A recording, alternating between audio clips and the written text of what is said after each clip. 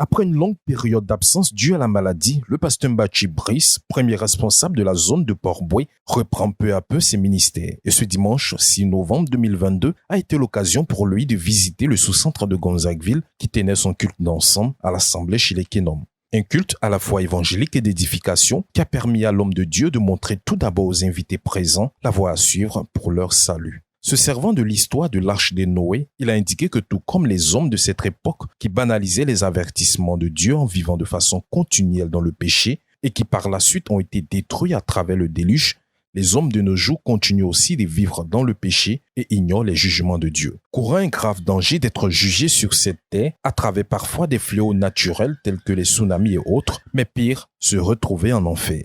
Pour échapper au jugement dénié, il a par la suite présenté Jésus comme la solution de Dieu pour l'humanité déchue, la solution pour la délivrance du péché, expliquant à travers les Saintes Écritures que Jésus est le seul chemin, la vérité et la vie. Ayant les cœurs vivement touchés, ce sont 12 âmes qui ont donné leur vie à Jésus une fois l'appel lancé. Tu veux donner la vie à Jésus, tu veux venir entrer dans l'arche de Dieu. Alléluia. Lève la main, lève la main. Maintenant, si tu veux le faire, viens devant avec moi. Viens, on va prier ensemble, sans hésiter. Poursuivant sa prédication, cette fois, avec un message d'exhortation pour les enfants de Dieu, il a utilisé la parabole des 10 vierges dans le livre de Matthieu, le chapitre 25, le verset 1 à 13, avec pour objectif de restaurer la pensée de l'éternité dans les cœurs des croyants, car, disait-il, plusieurs croyants ont cette tendance d'oublier qu'ils sont étrangers sur la terre. Malheureusement, les apôtres avaient commencé à être habités par ce syndrome. Le pasteur Brice a par la suite fait ressortir que les 10 vierges représentent les croyants qui attendent Jésus-Christ, l'époux. Et l'huile est leur sanctification personnelle, en ajoutant clairement qu'il y a des choses qu'on ne peut partager, même si on est animé de bonnes intentions, et l'une de ces choses, c'est ta sanctification personnelle. Relevant le fait que le croyant doit constamment se garder pur, car l'enjeu, dit-il, c'est une place dans la présence bénie de Dieu. Et à partir du livre d'Hébreux, le chapitre 12, le verset 14, il a emmené les croyants à rechercher la sanctification, attirant leur attention sur le mot « rechercher ». Pour lui, la sanctification doit être sujet d'analyse profonde de sa propre vie, des fouilles, un travail organisé et planifié, jusqu'à ce que la paix de Dieu remplisse le cœur et la conscience. Il y a une chose que tu ne pourras jamais partager, même si tu es animé de bonne volonté et de bonnes intentions. Les meilleures intentions possibles. Une chose que tu ne peux même pas donner à ta femme avec laquelle tu vis tous les jours pendant des années. Ou bien une chose que tu ne peux même pas donner à tes enfants que tu aimes tant.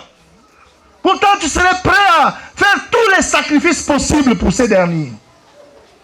Cette chose, c'est ta sanctification personnelle. Tu ne peux pas partager la sanctification. Ta sanctification, elle est individuelle.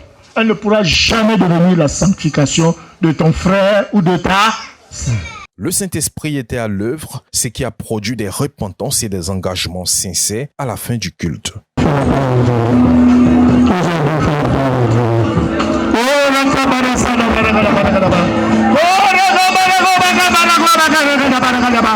Le culte à Gonzagueville, il faut le noter, a rassemblé 330 frères qui ont reçu ministère non seulement de la parole, des témoignages, mais aussi des sémères qui ont exécuté à la satisfaction de Dieu la louange, l'adoration et son rôle de coprédicateur avant et pendant la prédication. Je vois les vols secrets. Je vois les pensées immorales. Je vois les mensonges. Pour l'ancien Brice, ce fut un véritable moment de communion avec les frères et d'ajouter toute sa gratitude à l'Éternel pour son état de santé. Je rends grâce à Dieu qui m'a permis aujourd'hui, et depuis quelques semaines d'ailleurs, de commencer à reprendre, à rendre ministère aux frères. Après une longue période de pause due à la maladie, qui m'a rendu d'ailleurs éloigné de nombreuses activités de l'Église.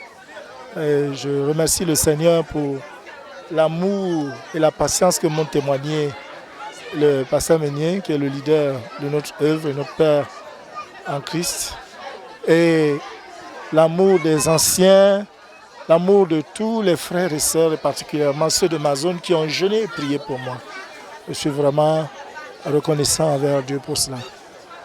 Certes, tous les automatismes ne sont pas encore revenus, mais je rends grâce à Dieu déjà pour ce que le Seigneur me permet de manifester.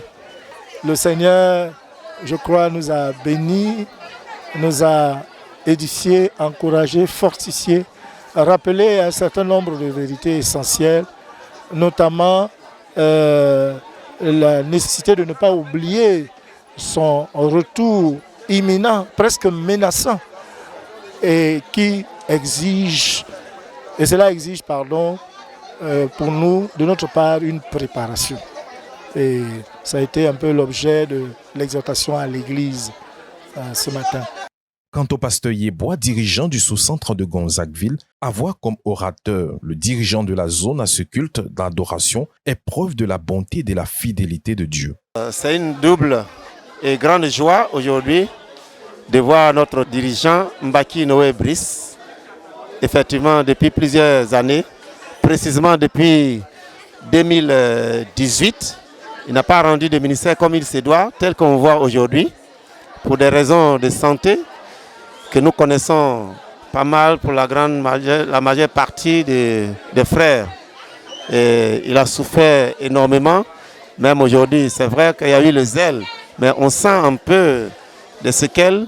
Ce n'est pas tout à fait en forme, mais nous sentons qu'il a pu libérer un grand message, un message bienvenu, deux messages, à savoir un message évangélique et une exhortation pour l'Église, c'est brebis. Je suis très content, très heureux de le voir comme dans le passé, s'est donné, libérer un tel message où vous avez vu le résultat, 12 âmes qui se sont levées pour donner vaillamment leur vie à Jésus. J'en suis très content. Le culte de ce dimanche 6 novembre 2022 a été marqué par le salut des âmes, mais aussi la restauration de la relation de chaque saint avec son Dieu à travers une véritable sanctification. Touchés par le message, quelques-uns ont partagé leur impression à la fin du culte. Dieu est en train de nous donner par l'homme de Dieu que nous les disciples, nous les enfants de Dieu, nous sommes pèlerins. C'est-à-dire que vivant sur cette terre, nous ne sommes pas de cette terre. Et sachant que nous ne sommes pas de cette terre, nous sommes des citoyens du royaume, nous devons vivre la sanctification pour davantage plaire à Dieu afin de consolider notre marche avec Dieu. Et puis quelque chose aussi m'a touché. Il m'a dit aussi que nous devons aussi apprendre à demander pardon à nos enfants aussi. Parce que les enfants aussi, quelque part, on les offense aussi quelque part, on doit les demander pardon. Il faut que chacun sache que s'il use de ruse, la porte du ciel lui est barrée pour toujours. Et je pense qu'il a été tellement clair dans son enseignement qu'on ne peut que se réjouir et dire merci au Seigneur qui nous a bénis avec un tel message aujourd'hui.